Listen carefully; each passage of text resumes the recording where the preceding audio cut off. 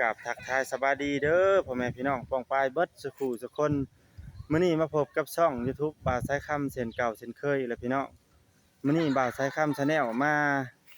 าถ่ายมาถ่ายคลิปช่อง YouTube อยู่ที่วัดศรีบุญเฮืองบรรณสารของเฮาเนาะบริการที่ว่าอันนั้นพี่น้องบ่แม่นบริการดอกพี่น้องเพิ่นห่างหากะเกียมล้างอนามัยเนาะวัดบรรณสารนะเพื่อว่าต้อนรับบุญประจำปีเนาะพี่น้องเพิ่นล่างอันนั้นนะพี่น้องล่างอันวัดของญาติประธานคำศรีครับพี่น้องก่อนสิเข้าไปรับชมก็ฝากพี่น้องกดไลค์กดแชร์กดติดตามให้ช่อง YouTube บ่าวสายคำ Channel นี่เด้อพี่น้องเด้อไปพี่น้องไปรับชมบรรยากาศที่ว่าเพิ่นอนามัยเนาะไปพี่น้องสบายดีพี่น้องสบายดีเห็นหยังเอ้ยบัวสัมภาษณ์แหน่ล้างธาตุประธานล้างธาตุอันกาเกียมบุญบ้านเฮาเนาะอนามัยธาตุประธานคำศรีเฮาเนาะคำศรีเฮานี่แหละ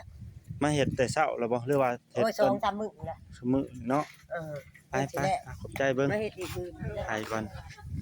ถ่ายคลิปก่อนขออนุญาตถ่ายคลิปเด้อประธานเด้ลูกหลานขออนุญาตถ่ายคลิปเด้อประธานนี่พี่น้องธาตุเป็นก็งามเด้อพี่น้องเอ้ยอนามัยคักกะลีถาดเนี่ยพอทานคำศรีเฮาพี่น้อง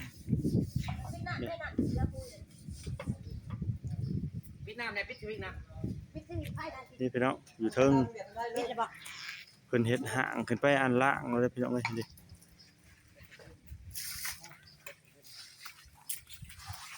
ชีวิตยังมีอยู่อ่ะก็แค่ที่สุดเดือแล้วดีกัน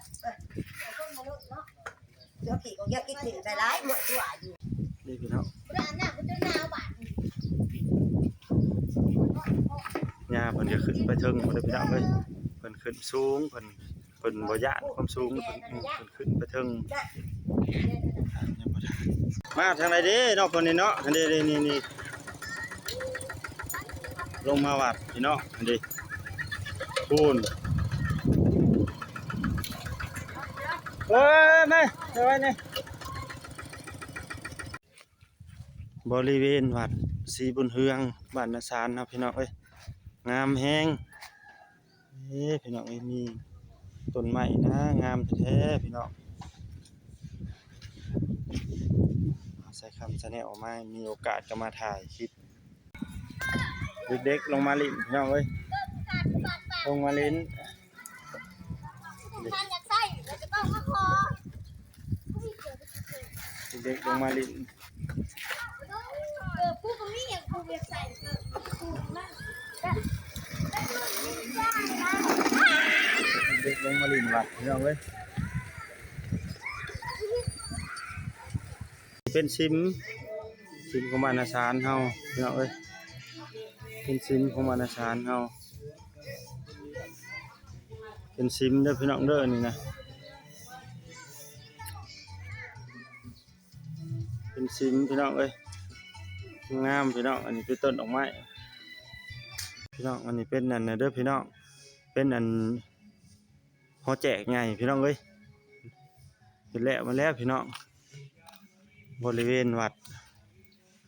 ของบ้านบ่าวสายคำChannelพี่น้อง